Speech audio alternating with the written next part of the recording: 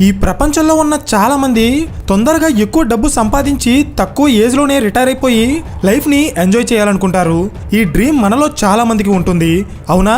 Same ఇలాగే Sweden లో ఉన్న ఒక 13 ఏళ్ల కుర్రాడు స్కూల్ కి వెళ్లకుండా సొంతంగా ఇంట్లోనే కోడింగ్ నేర్చుకుని ఆన్లైన్ లో వెబ్సైట్స్ డిజైన్ చేయడం ద్వారా నెక్స్ట్ 10 years లో, అంటే తనకి 23 ఏళ్ల వయసు వచ్చేటప్పటికి తన జీవితంలో అవసరమైన దానికంటే ఎక్కువ డబ్బు సంపాదించాడు.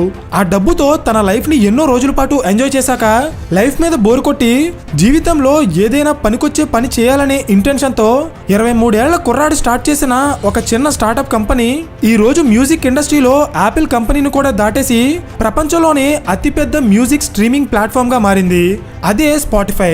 యాపిల్ మ్యూజిక్ కి ప్రపంచ వ్యాప్తంగా 93 మిలియన్ సబ్స్క్రైబర్స్ ఉంటే స్పాటిఫైకి 239 మిలియన్ సబ్స్క్రైబర్స్ ఉన్నారు. సో ఇక్కడ క్వశ్చన్ ఏంటంటే, Apple, Google, Amazon and Tencent వీళ్ళంతా చేసేది ఒకే మ్యూజిక్ బిజినెస్ అయినప్పటికీ కూడా వీళ్ళందరినీ దాటుకుని స్పాటిఫై నెంబర్ 1 పొజిషన్ కి ఎలా ఎదిగింది? దీని వెనక ఆ కంపెనీ ఇంప్లిమెంట్ చేసిన బిజినెస్ స్ట్రాటజీస్ ఏంటో నేను ఈ వీడియోలో చెప్పబోతున్నాను. Hello everyone, welcome to today's video and this is your friend Surya. స్వీడన్లో డానియల్ ఎక్ అనే ఒక 13 ఏళ్ల కుర్రాడు ఉండేవాడు. తన చిన్న వయసులోనే కంప్యూటర్ కోడింగ్ నేర్చుకుని ఇంట్లోనే ఉంటూ ఆన్లైన్లో కంపెనీలకి వెబ్సైట్స్ డిజైన్ చేయడం ద్వారా డబ్బు సంపాదించేవారు. అంటే తన వయసు పిల్లలు ఇంకా హై స్కూల్ చదువుతున్న టైంలోనే డానియల్ లక్షల్లో సంపాదించేవారు. అయితే డానియల్ని చూసిన తన తల్లిదండ్రులు వాళ్ళ కొడుకు తొందరగా సంపాదిస్తున్నాడని సంతోషపడాలో లేక అందరిలాగా చదువుకోకుండా ఒక డిఫరెంట్ పాత్లో వెళ్తున్నాడని భయపడాలో వాళ్ళకి అర్థమయ్యేది కాదు. సో డానియల్ కి 18 ఏళ్ల వయసు వచ్చేటప్పటికి ఆయన ఒక కాలేజీలో జాయిన్ అయ్యారు. కానీ ఇంట్రెస్ట్ లేక చదువుని మధ్యలోనే ఆపేసి తన దగ్గరున్న డబ్బుతో అడ్వర్టిగో అనే పేరుతో ఒక డిజిటల్ మార్కెటింగ్ కంపెనీని స్థాపించారు. ఈ company advertising and online marketing ద్వారా డబ్బు సంపాదించేది. సో ఈ కంపెనీ కొన్ని సంవత్సరాల పాటు రన్ అయ్యాక డానియల్ కి 23 ఏళ్ల వయసు వచ్చేటప్పటికి తను స్థాపించిన కంపెనీని ట్రేడ్ డబ్లర్ అనే ఒక కంపెనీ $1 మిలియన్ పెట్టి కొనేసింది. సో 2006 టైంకి 23 ఏళ్ల కుర్రాడి చేతిలో $1 మిలియన్ ఉండటం అంటే అది అంత సాధారణమైన విషయం కాదు. సో ఈ డబ్బు చేతికి వచ్చాక డానియల్ తన లైఫ్లో ఇంకా రిటైర్మెంట్ తీసుకుని ఎంజాయ్ చేయడం స్టార్ట్ చేశారు. అలా కొన్ని రోజుల పాటు ఎంజాయ్ చేశాక తనకి లైఫ్ మీద బోర్ కొట్టి తన దగ్గరున్న డబ్బుతో పెద్ద స్థాయిలో ఏదైనా ఒక బిజినెస్ చేయాలని డిసైడ్ అయ్యారు. కానీ ఏ బిజినెస్ చేయాలో ఆయనకి అర్థం కాలేదు. అదే టైంలో ఆయనకి మ్యూజిక్ ఇండస్ట్రీలో ఉన్న ఒక ప్రాబ్లం కనిపించింది. అదేంటంటే బేసిక్గా ప్రపంచవ్యాప్తంగా ఉన్న చాలా మంది క్రియేటర్స్ వాళ్ళ సొంత టాలెంట్తో మ్యూజిక్ని క్రియేట్ చేస్తూ ఉంటారు. సో ఆ మ్యూజిక్ని ఆడియన్స్ ఎంజాయ్ చేసేటప్పుడు క్రియేటర్స్కి ఖచ్చితంగా ఎంతో కొంత డబ్బు పే చేయాలి, అవునా? ఫర్ ఎగ్జాంపుల్ 1990s టైంకి ఎవరైనా మ్యూజిక్ వినాలంటే సిడీస్ లేదా మ్యూజిక్ టేప్స్ రూపంలో కొనుక్కుని వినేవారు.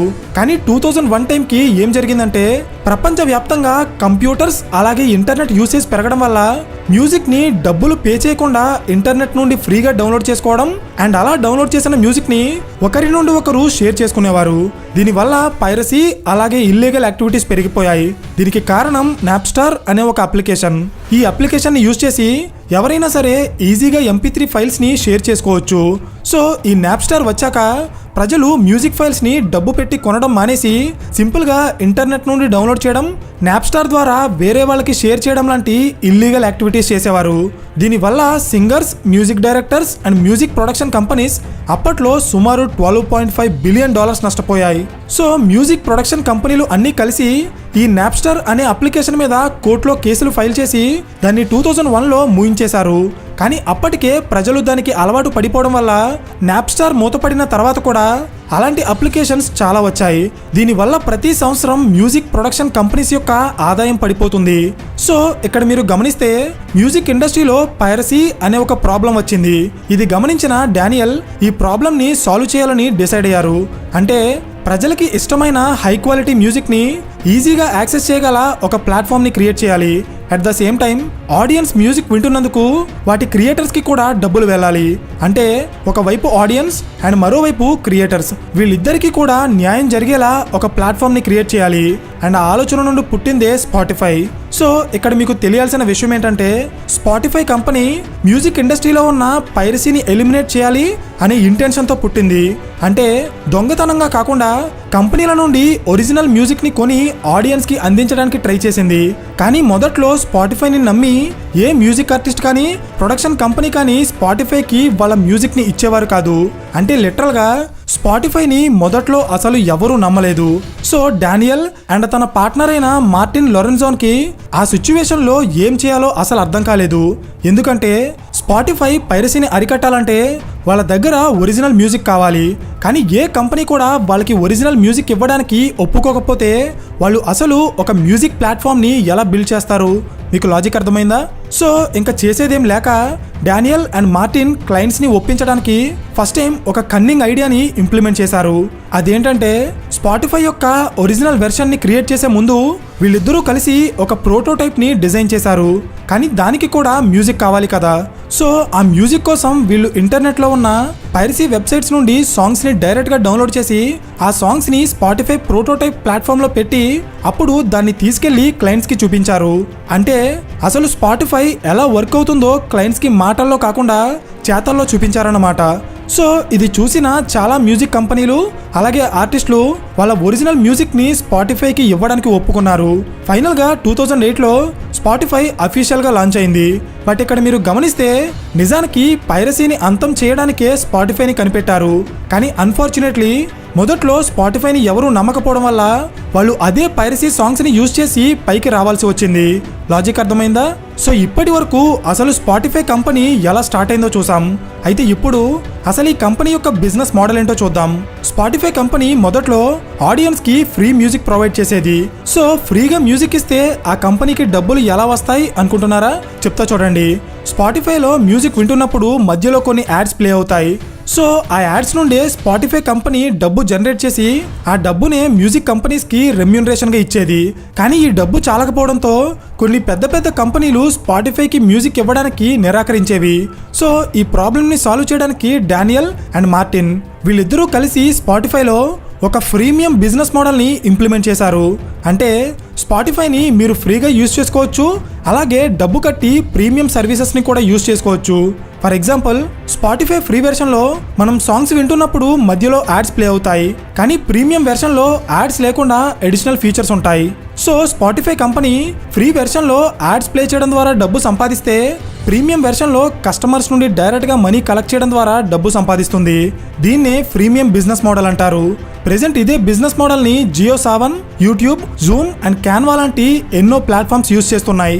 Sony Music and Universal Music Group లాంటి పెద్ద పెద్ద కంపెనీలు స్పాటిఫైతో వాళ్ళ డీల్ సైన్ చేసిన తర్వాత స్పాటిఫై యూరోపియన్ కంట్రీస్తో పాటు ప్రపంచ వ్యాప్తంగా ఉన్న ఎన్నో దేశాలకి వాళ్ళ మ్యూజిక్ స్ట్రీమింగ్ బిజినెస్ని ఎక్స్పాండ్ చేసి ప్రతి సంవత్సరం కొన్ని వేల కోట్ల రూపాయల బిజినెస్ చేసే స్థాయికి ఎదిగింది. అయితే ఏ బిజినెస్ అయినా వేగంగా డెవలప్ అవుతుంది అంటే అప్పుడు ఆ బిజినెస్లోకి చాలా కంపెనీలు ఎంటర్ అవుతాయి. సేమ్ అలాగే 2015 తర్వాత ఆన్లైన్ మ్యూజిక్ స్ట్రీమింగ్ బిజినెస్లోకి ప్రపంచంలోనే అతిపెద్ద కంపెనీలైన యాపిల్, గూగుల్ అండ్ అమెజాన్ లాంటి కంపెనీలు ఎంటర్ అయ్యి వాళ్ళ మ్యూజిక్ స్ట్రీమింగ్ బిజినెస్ని స్టార్ట్ చేశాయి. Like Apple music, Google play music, YouTube music, Amazon music and Tencent music ఇలాంటి ఎన్నో కంపెనీలు ఈ బిజినెస్లోకి ఎంటర్ అయ్యి అప్పటి వరకు మ్యూజిక్ స్ట్రీమింగ్ బిజినెస్ని సింగిల్ హ్యాండెడ్గా రూల్ చేసిన స్పాటిఫైకి ఇవన్నీ ఒక బలమైన పోటీదారులుగా నిలిచాయి. అయినా కూడా మనం యూజర్ కౌంట్లో చూసినా లేక పెయిడ్ సబ్స్క్రిప్షన్లో చూసినా స్పాటిఫై యాపిల్ అండ్ గూగుల్ని సైతం దాటేసి ప్రపంచంలోని అతిపెద్ద మ్యూజిక్ స్ట్రీమింగ్ ప్లాట్ఫామ్గా నిలిచింది. సో ఇక్కడ క్వశ్చన్ ఏంటంటే వీళ్ళంతా అందిస్తున్నది ఒకే మ్యూజిక్ సర్వీస్ అయినప్పటికీ కూడా స్పాటిఫై మాత్రమే నెంబర్ 1 పొజిషన్లో ఎందుకు ఉంది? ఇది అర్థం కావాలంటే మ్యూజిక్ ఇండస్ట్రీలో స్పాటిఫై ఇంప్లిమెంట్ చేసిన 2 బిజినెస్ స్ట్రాటజీస్ మీకు తెలియాలి. Strategy number 1, providing personalised music experience. అంటే మనమంతా కూడా స్పాటిఫైని కేవలం ఒక మ్యూజిక్ ప్లాట్ఫామ్ మాత్రమే అనుకుంటాం. కానీ నిజం ఏంటంటే స్పాటిఫై మీకు మ్యూజిక్ ప్రొవైడ్ చేయడంతో పాటు మీ నుండి చాలా డేటాని కలెక్ట్ చేస్తుంది.